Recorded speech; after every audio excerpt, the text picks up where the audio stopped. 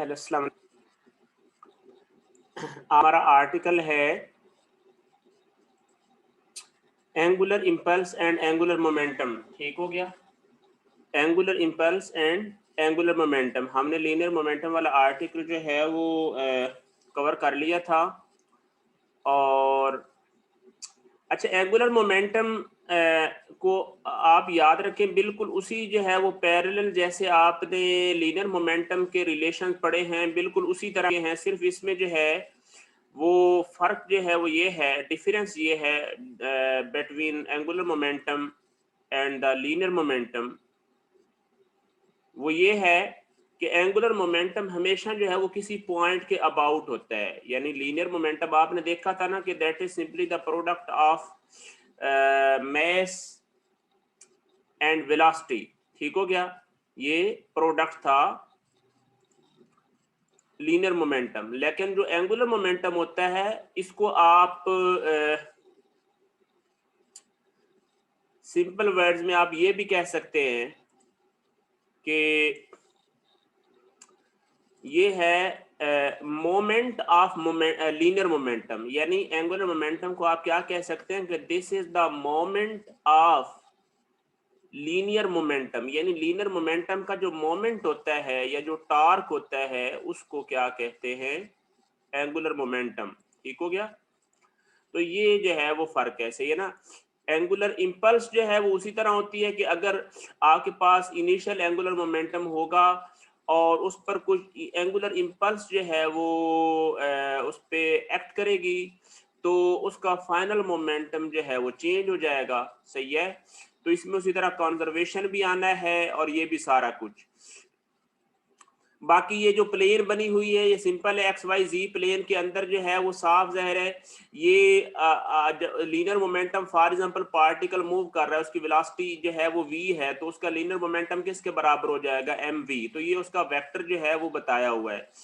अब इस linear momentum का आपने क्या काम करना है, उस प्लेन के अंदर जिस पॉइंट पर मौजूद है वहां पर आपने एक्स वाई प्लेन के ओरिजिन से आपने उसका पोजीशन वेक्टर आर ले लेना। ये देखें आर, तो आपके पास दो वेक्टर्स आ जाएंगे, एक वेक्टर आ जाएगा आर और दूसरा वेक्टर कौन सा आ जाएगा, एम वी, यानी लीनियर मोमेंटम वाला वेक्टर।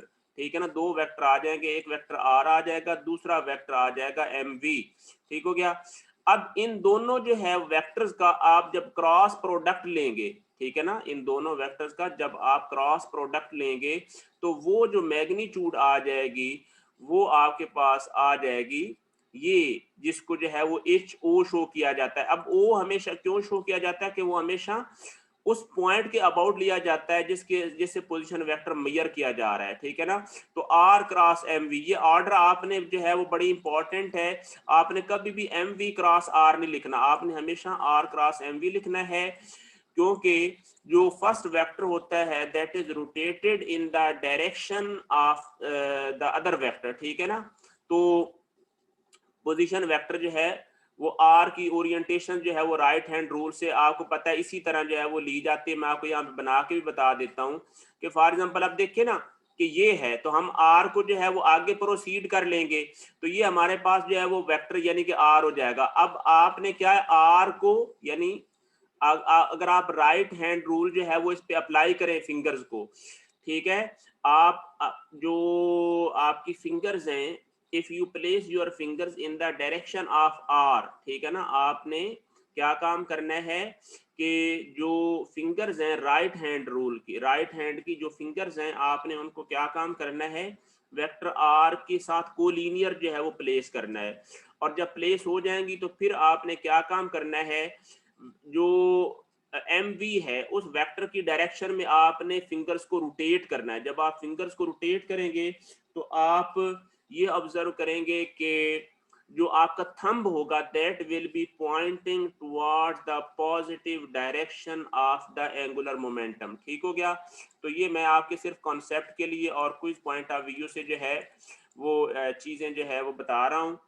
हाँ जी, बताएं यार, यहाँ तक अगर किसी का कोई क्वेश्चन है तो you can type in chat please, जो है वो चैट में जो है वो ये टाइप करें, ये जो मैंने यहाँ तक बात बताई है। जी सर जी दोबारा बताइएगा भाई, आप क्वेश्चन बताएं दोबारा। तो मैंने यही चीज बताई है कि जो एंगुलर मोमेंटम होता है इसको क्या कहते हैं, मोमेंट ऑफ लीनियर मोमेंटम, यानी moment of linear momentum. Moment का मतलब क्या होता है, टॉर्क होता है।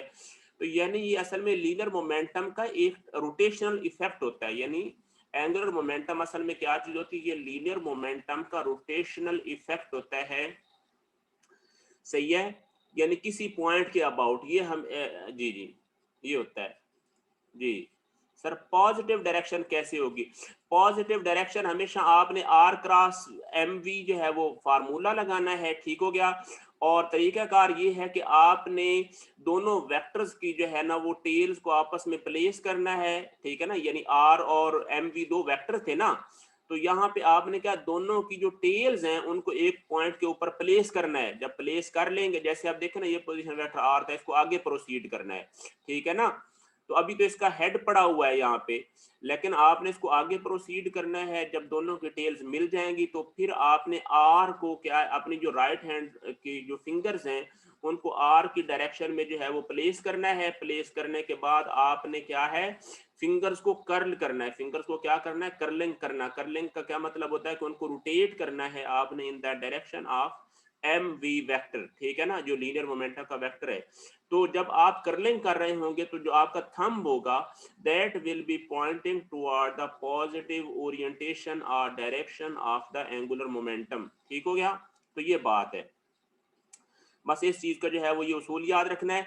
और ये सिर्फ ये बताया हुआ है कि जो एंगुलर मोमेंटम का वेक्टर होता है वो हमेशा जो आर और एम वी वाली प्लेन है उस पर क्या होता है, वो परपेंडिकुलर होता है, ठीक है ना। ये शो, ये जो आप देखें जो सियान से कलर में ये प्लेन शो की हुई है, ये सारी प्लेन है।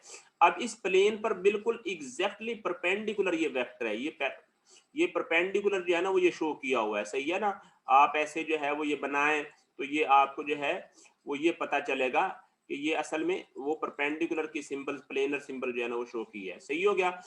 तो बाकी क्रॉस प्रोडक्ट आप एफएससी में आपने पढ़ा है। अब एच 3/29 देखें, ये किसके बराबर हो जाएगा, एच हो जाएगा आर क्रॉस एम वी के बराबर हो जाएगा, ठीक है ना। अब आप इसी तरह आर के अगर जो है वो मतलब कंपोनेंट्स ले लेते हैं तो आर एक्स आर वाई वगैरह आ जाएंगे ना। यानी आर के पोजीशन वेक्टर का नाम उसने क्या है वो रख दिया। अगर आप देखें किस प्लेन में है, ये डिपेंड करता है ना कि आप किस प्लेन में मौजूद हैं, सही हो गया। तो अगर जो है वो आप जिस भी प्लेन में मौजूद होंगे आपने बस कंपोनेंट को रिजॉल्व कर लेना है। आर के भी कंपोनेंट्स गिवन होंगे और वी के भी, ठीक है ना। उनका जब आप क्रॉस प्रोडक्ट फार्मूला ये है ना वो आप लेंगे तो ये आपने एफएससी में भी सारा पढ़ा हुआ है। बस आपने ये फार्मूला इक्वेशन 3.30 याद रखें कि आपने एंगुलर मोमेंटम किसके बराबर हो जाएगा, एम जो है वो आपने साफ ज़ाहिर मैथ तो आएगी, लेकिन आपने आई जे के और इधर सेकंड जो है वो लाइन में आपने क्या है, आर के जो है वो वेक्टर के कंपोनेंट्स लिख देने हैं। और जो थर्ड रो है उसके अंदर आपने वेलोसिटी के वेक्टर के कंपोनेंट्स लिख देने हैं। ये आपके पास इजियर वे है जो मैग्नीट्यूड कैलकुलेट करने का या वेक्टर कैलकुलेट करने का, ठीक है ना। बाकी ये है कि हॉरिजेंटल जो है वो यानी कि मोमेंटम का कंपोनेंट यानी एच एक्स क्या है, एंगुलर मोमेंटम का हॉरिजेंटल कंपोनेंट किसके बराबर है, वो इसके बराबर होगा जी, याद रखने हैं फार्मूले, सही है ना। इनकी जो डेरिवेशन है वो that is not so important, ठीक है। तो आप जो है वो ये देखिए, ये इधर कंपोनेंट्स उसने बनाए हुए भी हैं, ये देखें यहाँ पे उसने क्या काम, ओहो यहाँ पे उसने ये कंपोनेंट्स बनाए हुए भी हैं, ये देखें ये कंपोनेंट्स क्या हैं, ये बनाए हुए भी हैं जी। सर पहले मैस मल्टीप्लाई नहीं होगा वेलोसिटी के साथ, फिर पोजीशन वेक्टर के साथ मल्टीप्लाई का। यही स्टूडेंट ने ये क्वेश्चन किया है कि सर पहले मैस मल्टीप्लाई नहीं होगा यानी वेलोसिटी वेक्टर के साथ फिर पोजीशन। देखिए बात सुने, आपको पता है कि मैस स्केलर है, मैस जो स्केलर है तो वो आपको किसी भी वो आप उसको आउट ऑफ जो है वो मतलब ले सकते हैं, ठीक है ना। तो एक्सप्रेशन से उसने आपने उसको जो है वो उसका कोई मसला नहीं होता कि वो चाहे पहले मल्टीप्लाई कर दें बाद में कर दें, वो कॉमन ले ली गई है, सही है ना। मेन असल में वेक्टर्स को जो है मल्टीप्लाई करना होता है, ठीक है। तो ये चीज आ गई। आ जाए जी M V X, M V Y और एम वी जी, ये उसके कंपोनेंट्स याद रखने हैं। बाकी है जी rate of change of angular momentum, यानी rate of change of angular momentum. तो याद रखें कि जो rate of change of angular moment, आपको पता है कि एंगुलर मोमेंटम किसके बराबर था, वो था आर क्रॉस एम वी के बराबर था, आर क्रॉस ये एक मिनट, ये देखिए वो किसके बराबर था, आर क्रॉस एम वी के बराबर। अब आप मुझे ये बात बताएं कि आप जब आर क्रॉस एम वी जो है ना, वो आप इसकी जो है वो रेट लेते हैं फॉर एग्जांपल, जब आप इसकी जो है वो रेट कैलकुलेट करेंगे तो फॉर एग्जांपल आप डी टी पे डिवाइड करेंगे ना, यानी टाइम डेरिवेटिव के लिहाज से। तो जब वेलोसिटी का जो है वो v ओवर डी टी आ जाएगा तो वो क्या आ जाएगा, v डॉट हो जाएगा। यानी v डॉट का मतलब एक्चुअली क्या है कि वो एक्सेलरेशन है, v डॉट का मतलब क्या होगा कि वो एक्चुअली एक्सेलरेशन है। तो एम ए बन जाएगा ना, यानी एम वी डॉट क्या है, असल में एम ए है, यानी फोर्स हो गई ना, न्यूटन सेकंड लॉ से ये चीज समेशन ऑफ एफ के बराबर हो गई। तो हम इसको शॉर्टली जो है वो आर क्रॉस एफ लिख सकते हैं, यानी कि rate of change of angular momentum actually किसके बराबर हो जाएगा, वो R cross summation of F के बराबर हो जाएगा। और आपको पता है कि आर क्रॉस एफ किसके बराबर होता है, ये टॉर्क के बराबर होता है, जो टॉर्क या मोमेंट के बराबर होता है। यानी उस पॉइंट के अबाउट जो है वो मोमेंट आपने कैलकुलेट करना होना कि उस एंगुलर मोमेंटम की वजह से कितना मोमेंट प्रोड्यूस हो रहा है उस पॉइंट के अबाउट। तो आप क्या काम करेंगे, आपने सिंपली उस पर जो फोर्सेस लग रही हैं, ठीक है ना, उन फोर्सेस का जो है वो सम कर लेना है और पोजीशन वेक्टर से मल्टीप्लाई यानी क्रॉस प्रोडक्ट ले लेना है, तो वो मोमेंट आ जाएगा पॉइंट ओ के अबाउट, ठीक है ना।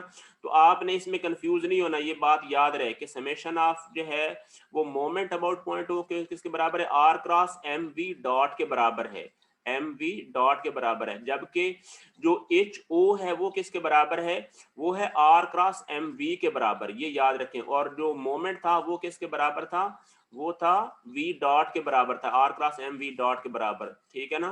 तो यही जो है वो rate of change of angular momentum है। बाकी अब देखें कि इसका जो है ना वो जी सर मोमेंटम क्यों फाइंड करेंगे, हमने तो मोमेंटम फाइंड करना है सर, हम मोमेंट क्यों फाइंड करेंगे जी। स्टूडेंट ने ये क्वेश्चन किया है कि हम मोमेंट क्यों फाइंड करेंगे, हमने तो मोमेंटम फाइंड करना है। देखिए द रीजन इज दैट कि हमें जो है वो जरूरत पड़ सकती है ना कि हमने उस पर हमने ये भी देखना है कि वो उस पर कितना टॉर्क अप्लाई हो रहा है। जैसे आप मुझे एक बात बताएं कि याद रखें कि आपने जब लीनियर मोमेंटम किया तो उस टाइम आप इंपल्स निकालते थे ना, समेशन ऑफ एफ, यानी आप निकालते थे इंपल्स। इंपल्स क्यों निकालते थे कि हमें वो चाहिए होता था कि वो कौन सी जो है वो कितनी फोर्स है जो कि इंपल्स जेनरेट कर रही है। तो बिल्कुल उसके पैरेलल एंगुलर मोमेंटम के अंदर इंपल्स, जहां पे वो समेशन ऑफ एफ था ना, इंपल्सिव फोर्सेस थी, यहाँ पे इंपल्सिव मोमेंट आ जाएगा। वहां पे थी इंपल्सिव लीनियर फोर्स, यहाँ पे आ जाएगी इंपल्सिव मोमेंट आ जाएगा, सही है ना। तो ये असल में जो समेशन ऑफ एम ओ है, ये असल में वो मोमेंट है जो कि असल में इंपल्स प्रोड्यूस कर रहा है या मोमेंटम को चेंज कर रहा है, सही है ना। अगर देखें ना summation of M O point के अबाउट 0 हो जाएगा तो फिर एंगुलर मोमेंटम कंजर्व हो जाएगा, सही है ना। यही असल में जो समेशन ऑफ एम ओ है, जब जो है वो ये कंजर्व हो जाएगा यानी 0 हो जाएगा तो फिर मोमेंटम, एंगुलर मोमेंटम क्या हो जाएगा, वो कंजर्व हो जाएगा, याद रहे, सही है ना। तो यही असल में उधर भी summation of F impulse produce करता था, और इन दिस सिचुएशन भी क्या होता है, जो मोमेंट है ये इसको कहते हैं कि मोमेंट इंपल्स प्रोड्यूस कर रहा है, सही हो गया।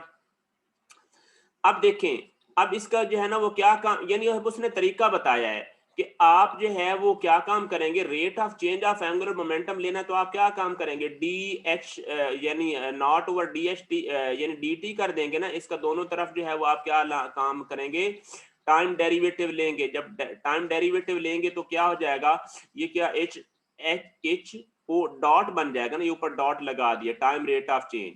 तो अब आप देखें कि आर क्रॉस जो है वो क्या था, M V, dot R cross M V था ना ये फार्मूला, ये याद रखें। इसका आप जो है वो क्या डेरिवेटिव लें दोनों तरफ टाइम के लिहाज से।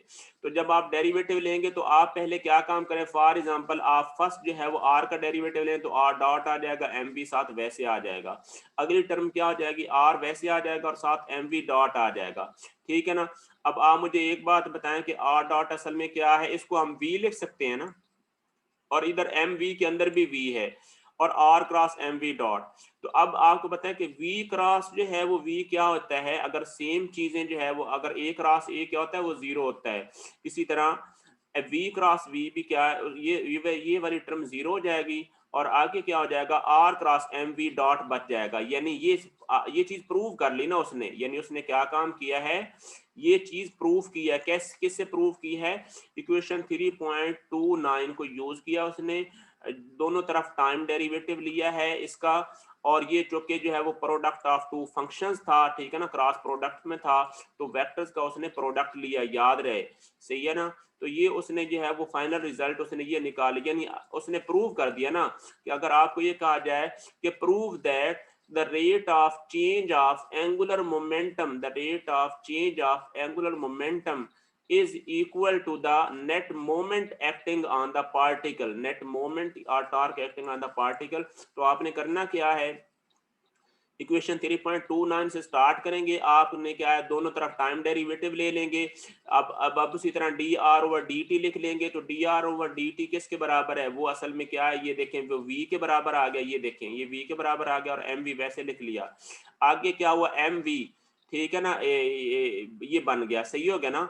यानी आगे वी डॉट का जो है ना प्रोडक्ट लेना है तो वो वी डॉट बन गया, तो आर क्रॉस एम वी, और यही बच गया क्योंकि वी क्रॉस वी जीरो हो गया, सही है। तो ये हमने प्रूव कर लिया, ये देखें the term v cross mv is zero since the cross product of parallel vectors is identically zero। Substitution into expression for summation give summation of m naught is equal to h dot not, ठीक है ना। यानी असल में क्या चीज यहां से आपको इक्वेशन 3.31 की स्टेटमेंट क्या है कि the rate of change of angular momentum is equal to the net moment acting on the particle, सही है ना, ये याद रखें, सही है ना जी। अभी तक बताएं जी, जल्दी जल्दी करें, शाबाश, कोई क्वेश्चन, क्योंकि देखें मैं आपको थ्योरी भी जो है ना वो अब बता रहा हूँ जी। अभी तक बात समझ आई है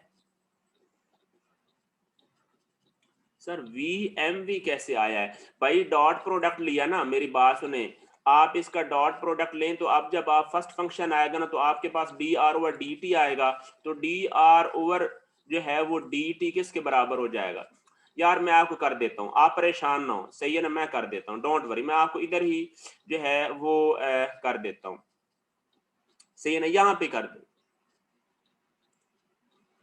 sir V X M V को जीरो क्यों किया है भाई, वो देखो ना, दो प्रोडक्ट आप देखें ना, अगर आपके पास हो ए क्रॉस ए, फॉर एग्जांपल आप दो वेक्टर्स है ना, आप मुझे बताएं कि अगर दो वेक्टर्स दिए हुए हैं, एक वेक्टर ए है और दूसरा वेक्टर भी ए है, तो आप मुझे बताएं उनका प्रोडक्ट क्रॉस प्रोडक्ट जीरो होगा ना।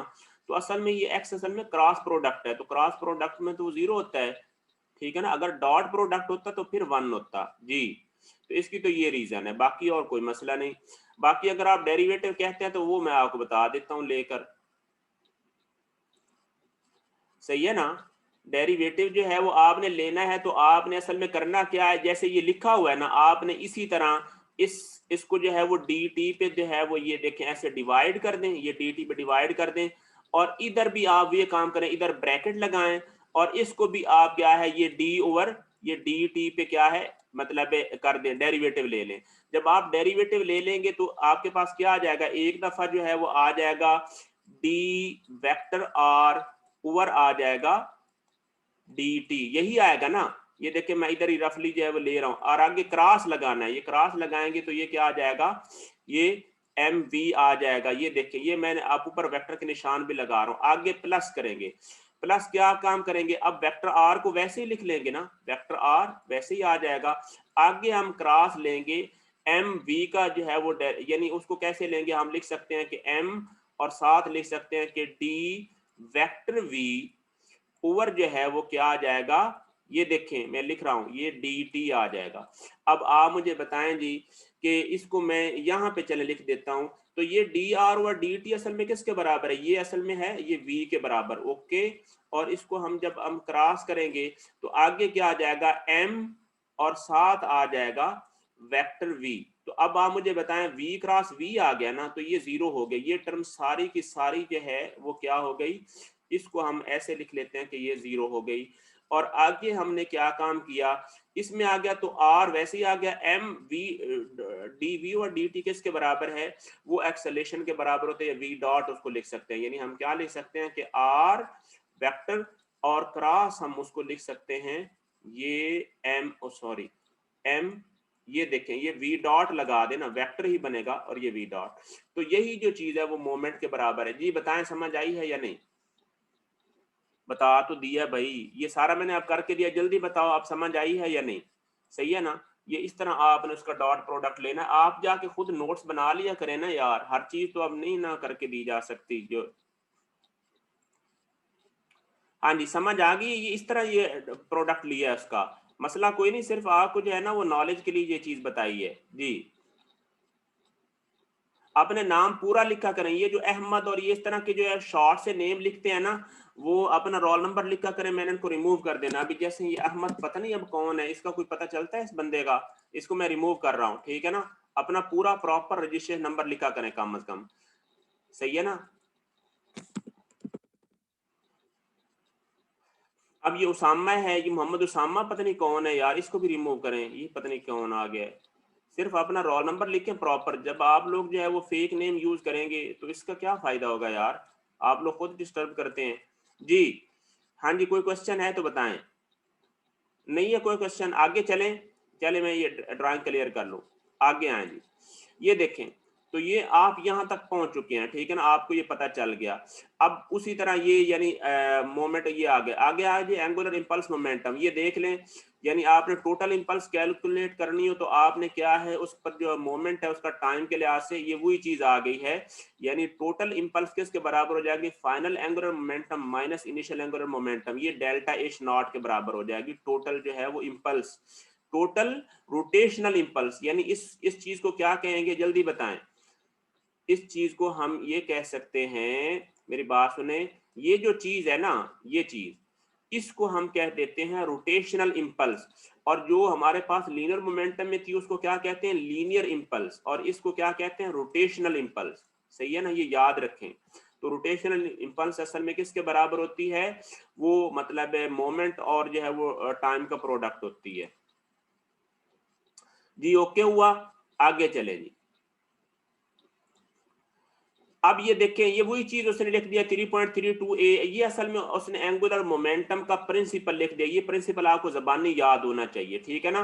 यानी जिस तरह था ना आपके पास वर्क एनर्जी प्रिंसिपल था कि initial kinetic energy plus work done is equal to final kinetic energy, बिल्कुल उसके पैरेलल क्या चीज आ गई है कि initial angular momentum plus angular momentum plus जो है वो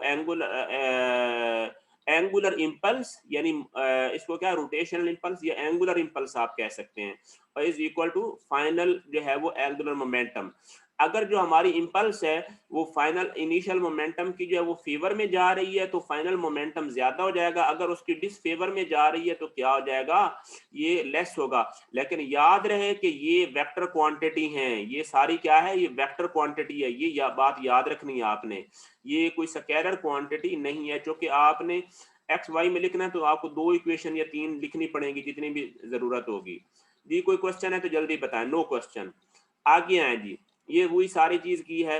आगे है जी प्लेन मोशन, इसको कोई पढ़ लेना अपने नॉलेज के लिए। आगे है जी कंजर्वेशन, कंजर्वेशन बिल्कुल उसी तरह होता है कि ये देख लें कि डेल्टा एच नॉट ये जीरो है, तो अब आप मुझे खुद बताएं, ये देखें डेल्टा एच नॉट किसके बराबर था?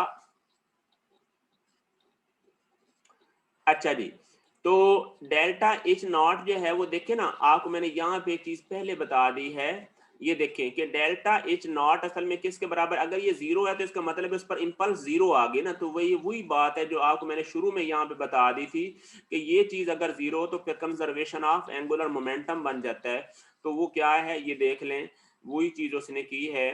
कि यानी HO1 किसके बराबर हो जाएगा, यानी सेम पॉइंट के अबाउट स्टेट 1 में और स्टेट 2 में मोमेंटम सेम होगा।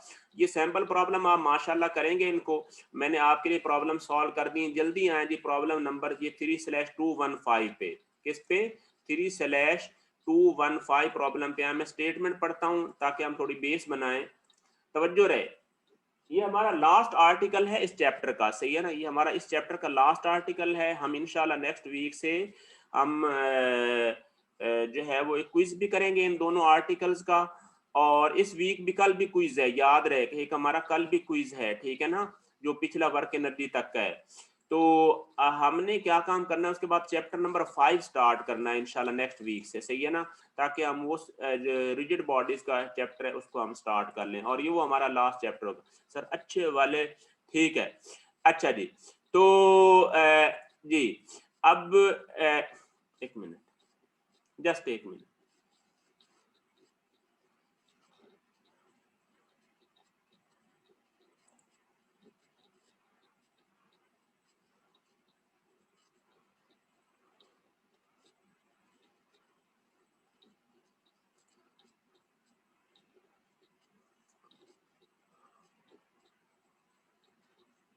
हाँ जी, सैंपल प्रॉब्लम बता दिया, सैंपल प्रॉब्लम आपने सारे ही करने हैं, सही है ना। सैंपल प्रॉब्लम जो है वो आप कोशिश किया कर, सैंपल प्रॉब्लम वैसे मैं आपको चलो बता देता हूँ। आपने सैंपल प्रॉब्लम इसमें 3/27 भी करें, इसमें 3/26 भी करें, और इसमें तकरीबन सारे ही करें, ये सारे आसान से हैं जी। इसमें सारे सैंपल प्रॉब्लम कर लें, एंगुलर इंपल्स के बड़े इंपॉर्टेंट हैं। जहाँ समझ ना आए तो मेरे से वो पूछ लेना, ठीक हो गया ना जी।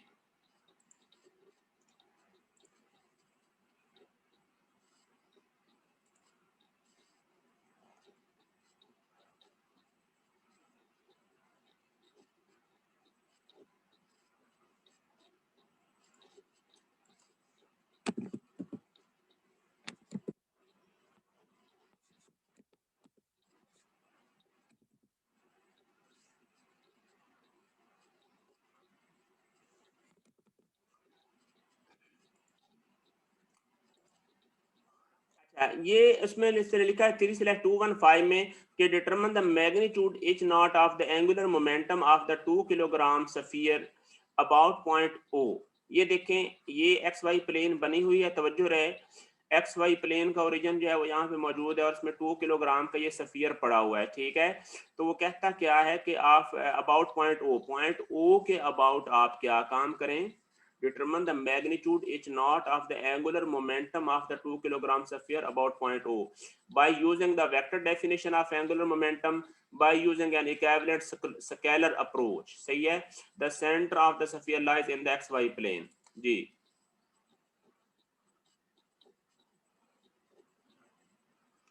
यार ये स्टूडेंट ने क्वेश्चन किया है कि कंफ्यूजन होती है सर, किधर वर्क एनर्जी प्रिंसिपल यूज करनी है और किधर मोमेंटम वाला। देखो जहां पे भी जो है वो डिस्प्लेसमेंट आ जाता है, ठीक है ना, जहां पे डिस्प्लेसमेंट आ जाता है और मतलब उसकी फोर्सेस आ जाती है तो वहां पे वर्क एनर्जी यूज कर लेना है।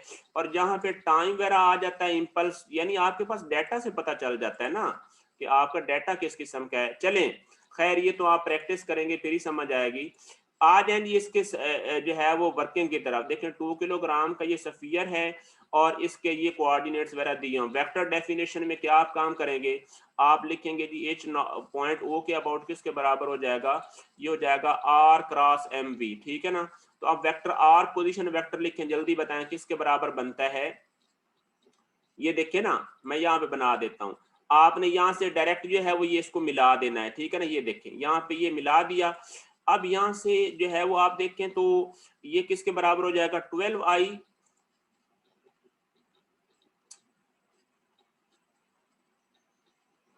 अच्छा जी। तो आपने क्या काम करना है कि 12i प्लस जो है वो 5j, ठीक है ना।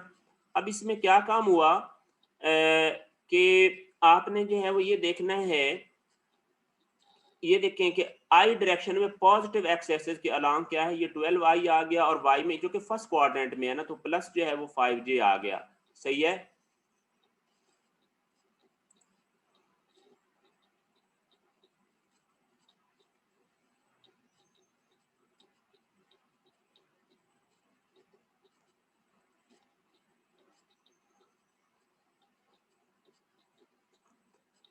हाँ जी, तो आपने जो है वो क्या काम किया, यानी m इंटू जो है वो 9 आ गया और माइनस cos 30 आई और माइनस sin 30 जो है वो j आ गया।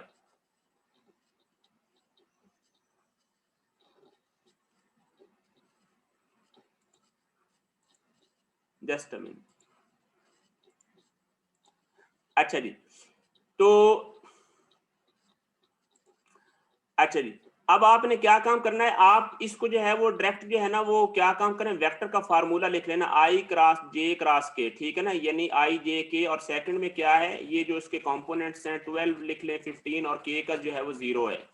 और इधर क्या है, जो वेलोसिटी है, तो वेलोसिटी देखें कि वो किस क्वाड्रेंट में है, थर्ड क्वाड्रेंट में है ना, इसके लिहाज से थर्ड क्वाड्रेंट में है, तो वो किसके बराबर हो जाएगी, सही है ना, यानी वेलोसिटी की मैग्नीट्यूड आपने कॉमन ले ली और कंपोनेंट बनाया, तो माइनस cos 30 आई और माइनस sin 30 j बन गया, सही है। तो ये जो है वो इसके जो है वो कंपोनेंट्स हमने बना लिए, ठीक है ना। साथ अब हमने इसका आगे इसको बस एक्सपेंड करना है, तो हमारा ये रिजल्ट आ गया, ठीक है ना, HO 30.06 किलोग्राम मीटर स्क्वायर पर सेकंड, ठीक है ना। अब मैं इसमें जो है ना वो आपको आंसर एक दफा इधर से निकाल लेता हूँ, ताकि जो है वो आपको साथ में जो है ना वो बता दूं। प्रॉब्लम चैप्टर नंबर 3 है,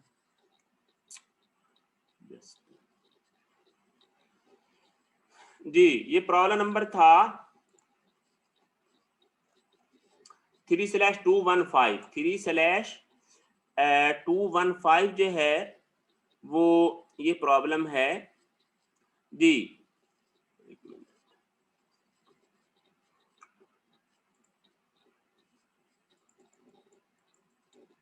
ये देखें जी, 3 स्लैश जो है वो 215, ये देखें, यानी यानी ए और बी दोनों केसेस में क्या मैग्नीट्यूड तो सेम आने ना, 30 पॉइंट जो है वो 1 किलोग्राम मीटर स्क्वायर ये आ जाता है, ठीक है ना। सर स्टूडेंट ने ये क्वेश्चन, हाँ जी, स्टूडेंट ने ये क्वेश्चन किया कि सर अगर हम मैस और वेलोसिटी को पहले मल्टीप्लाई कर लें और फिर आर के साथ क्रॉस प्रोडक्ट लें तब भी जो है वो ठीक आंसर आएगा। सर अगर हम मैस और वेलोसिटी को पहले मल्टीप्लाई कर लें, यार देखो बात सुनो, जब आप डिटर्मिनेंट फॉर्म में लिखते हैं ना, बेशक आप पहले मल्टीप्लाई कर लें, नो इशू, बिल्कुल कोई ऐसा मसला नहीं, आप बेशक पहले मल्टीप्लाई कर लें, लेकिन डॉट प्रोडक्ट जो है ना वो कन्वेंशन लिखने का तरीका ये होता है कि आप स्केलर को बाहर जो है वो टेक आउट कर लेते हैं, ठीक है। तो ये सिचुएशन है, सही है, तो ये सिचुएशन है।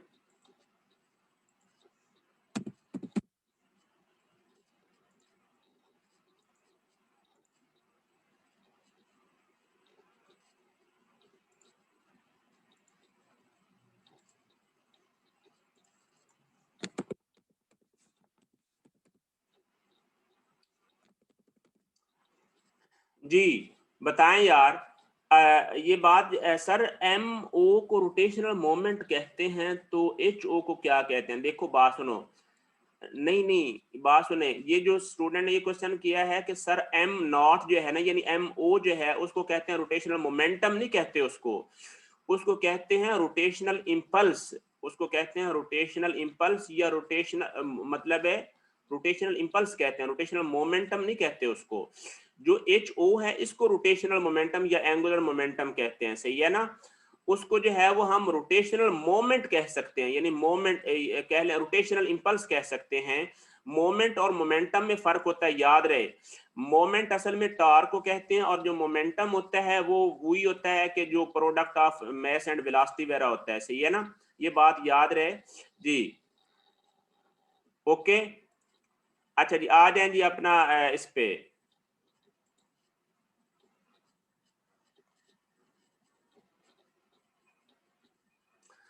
अगले प्रॉब्लम पे आ जाए यार। सर फिर दोनों का फार्मूला तो सेम होगा भाई, फार्मूला कैसे सेम होगा, एक चीज है जी एंगुलर इंपल्स है, नहीं देखो यूनिट तो सेम होती है ना, मोमेंटम की और इंपल्स की यूनिट्स होती हैं सेम, लेकिन जो इंपल्स होती है वो क्या होती है, जैसे प्रोडक्ट ऑफ फोर्स और वेलोसिटी होता है ना लीनियर में, इसी तरह जो एंगुलर में क्या होता है वो मोमेंट और टाइम का जो है वो प्रोडक्ट होती है। सही है ना, ये बात रखें।